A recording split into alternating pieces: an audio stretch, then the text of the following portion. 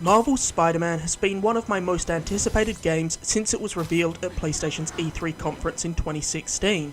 Spider-Man is my favourite Marvel hero, and Insomniac Games have made countless games I love, so my expectations for this game were through the roof. And I've gotta say, Marvel's Spider-Man did not disappoint.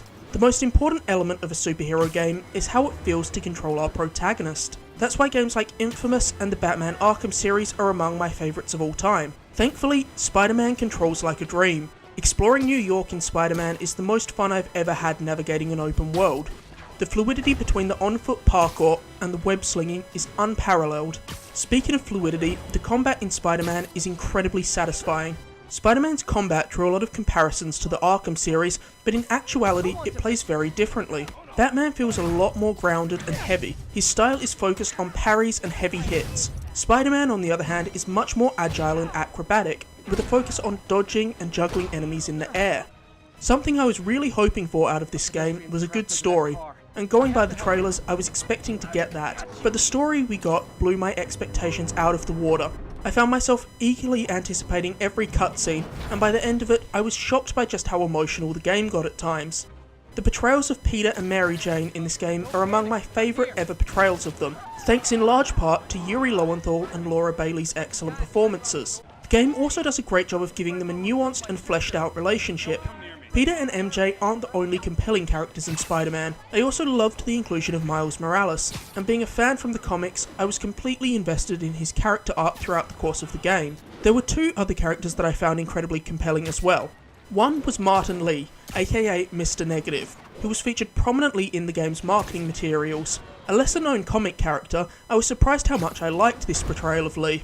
The juxtaposition of Martin Lee, a kind-hearted man who runs Feast, the homeless shelter Aunt May works at, and his sinister and violent alter ego Mr. Negative, gives the character an interesting dynamic. This, paired with the way the game explores his tragic history, leads to a surprisingly compelling villain who I genuinely empathised with. The other character that I loved in this game, I'm choosing not to discuss, as it would be a pretty major spoiler, as said character was not revealed to be in the game before release.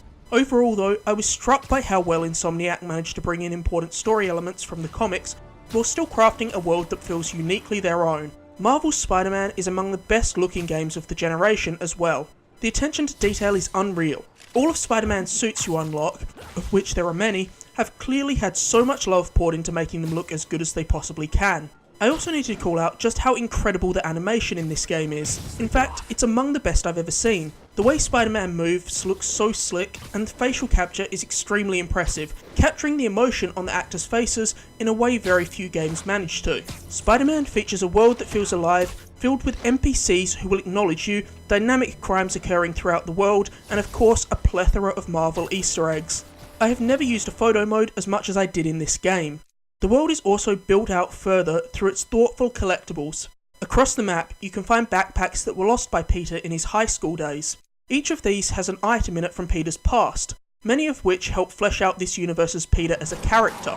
As you probably know, Spider-Man is an open world game, and it offers a pretty expansive list of optional tasks to complete, whilst still not outstaying its welcome.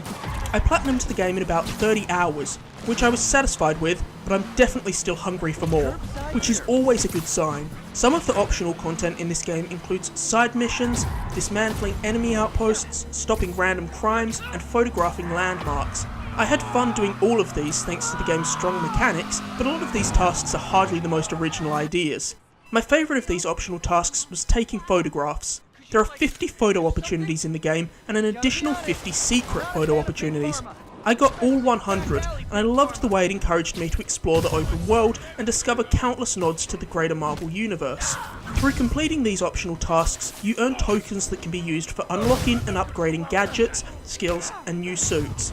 Marvel's Spider-Man is a spectacular superhero game, and easily the best Spider-Man game ever made. Even as a fan of Ratchet & Clank, Resistance, and Sunset Overdrive, this is still my favourite game Insomniac have made by a landslide.